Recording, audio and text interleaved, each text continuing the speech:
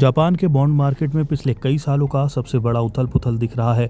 लंबी अवधि के बॉन्ड्स की यील्ड कई दशकों की ऊंचाई पर पहुंच गई है। कीमतों में सबसे ज़्यादा गिरावट 20 से 40 साल के बॉन्ड सेगमेंट में दिखी है। आमतौर पर इस सेगमेंट में कीमतों में ज़्यादा उतार चढ़ाव देखने को नहीं मिलता है। ज़्यादा उतार चढ़ाव को देखते हुए बैंक ऑफ जापान को हस्तक्षेप करने को मजबूर होना पड़ा है। कीमतों में स्थिरता के लिए बैंक ऑफ जापान को बॉन्ड की खरीदारी करनी पड़ी है। बैंक ऑफ जापान ने अपनी काफ़ी ज़्यादा नरम मॉनेटरी पॉलिसी को बदलने की शुरुआत की थी, लेकिन इससे बॉन्ड्स में बिकवाली शुरू हो गई। अब नज़रें बैंक ऑफ जापान पर टिक गई हैं। सवाल है कि हालात से निपटने के लिए जापान का केंद्रीय बैंक क्या कदम उठाएगा। क्या जापान की वित्तीय स्थिति मार्केट्स के लिए खतरा बन रहा है?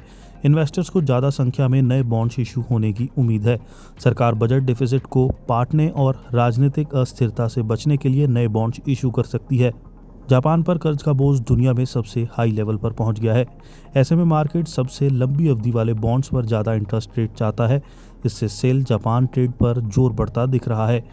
इन्वेस्टर्स जापान के सरकारी बॉन्ड्स को शॉर्ट कर रहे हैं। वे कमजोर येन पर दाव लगा रहे हैं। कुछ चुनिंदा शेयरों में निवेश भी घट रहे हैं।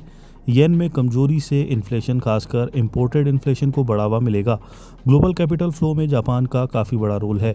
जापान के संस्थागत निवेशकों के पास काफ़ी ज़्यादा फॉरेन बॉन्ड शेयर और अल्टरनेटिव एसेट्स हैं। जब जापान के सरकारी बॉन्ड्स की यील्ड काफ़ी ज़्यादा बढ़ जाती है तो विदेशी निवेशकों के बीच इसके अट्रैक्शन पर असर पड़ता है। लेकिन जापान के इन्वेस्टर्स अपना पैसा वापस जापान ला रहे हैं, क्योंकि जापान के बॉन्ड्स पर उन्हें ज़्यादा यील्ड मिल रही है।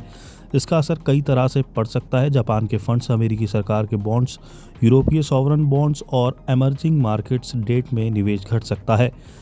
इससे ग्लोबल बॉन्ड्स यील्ड में उछाल दिख सकता है। इससे जापान के इन्वेस्टर्स विदेश में अपनी होल्डिंग्स में बदलाव कर सकते हैं।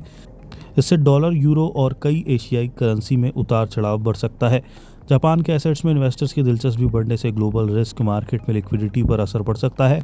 खासकर ये ऐसे वक्त में होता दिख रहा है जब ग्लोबल ग्रोथ और जियोपॉलिटिक्स को लेकर इन्वेस्टर्स पहले ही सावधानी बरत रहे हैं। जापान के घटनाक्रम के असर से इंडिया भी अछूता नहीं रहेगा। हालांकि भारत में सरकारी बॉन्ड्स में विदेशी निवेश बहुत ज़्यादा नहीं है, लेकिन दुनिया के बड़े बॉन्ड सूचकांकों में इंडियन बॉन्ड्स के शामिल होने से स्थिति बदलती दिख रही है। जापान के सरकारी बॉन्ड्स की यील्ड में उछाल से ग्लोबल रिस्क फ्री बेंचमार्क ऊपर जा सकता है।